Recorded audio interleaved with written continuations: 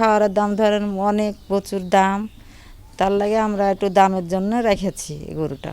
এবারকার কুরবানিতে আমরা গরুর হয়তো লাভবান হইতে পারি, যদি হয় তাহলে আমরা পুষা যাব, না হলে ব্যবসা তুলে দিতে হবে ভাই।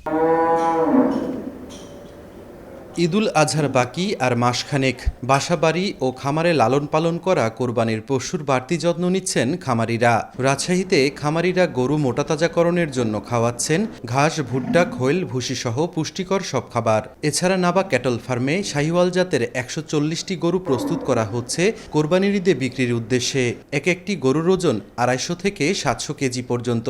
গরুগুলির খাদ্য ব্যবস্থাপনা সম্পূর্ণ প্রাকৃতিক উপায়ে, অর্থাৎ আমাদের নিজস্ব চাষকৃত ঘাস, সাইলেজ এবং অল্প পরিমাণে দানাদার খাবার দিয়ে লালন পালন করা হয়। নিয়মিত দেখা যাচ্ছে যে গোসল করানো, তারপরে হচ্ছে গ্রুমিং করানো, যেটা হচ্ছে পরিষ্কার পরিচ্ছন্ন রাখা। কোরবানিকে সামনে রেখে এই যত্নটা আমরা আর কি বেশি বেশি নিচ্ছি।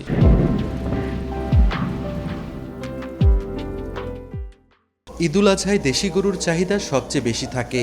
সপ্তাহ দুয়েক পর এসব গরু বিক্রির উদ্দেশ্যে হাটে তোলা হবে। তবে গবাদি পশুর খাদ্যের দাম যেভাবে বেড়েছে, সে তুলনায় কোরবানির পশুর দাম কিছুটা চড়া থাকতে পারে বলে জানান প্রান্তিক খামারিরা। খাওয়ার দাম ধরেন অনেক প্রচুর দাম, তার লাগে আমরা একটু দামের জন্য রেখেছি গরুটা।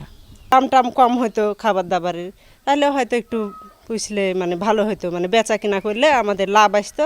এবারকার কুরবানিতে আমরা গরুর হয়তো লাভবান হইতে পারি, যদি হয় তাহলে আমরা পুষা যাব, না হলে ব্যবসা তুলে দিতে হবে। প্রাণী সম্পদ অধিদপ্তরের কর্মকর্তা জানান, জেলায় চাহিদার চেয়ে ১ লাখ কোরবানির পশু অতিরিক্ত আছে, যা এই অঞ্চলের চাহিদা মিটিয়ে যাবে দেশের বিভিন্ন অঞ্চলে। ১ লক্ষেরও বেশি গরু ছাগল রয়েছে এবং এটা দ্বারা সহজেই আমাদের কোরবানির যে চাহিদাটা মেটানো যাবে। অতিরিক্ত গরুগুলো কিন্তু বাইরে যাবে।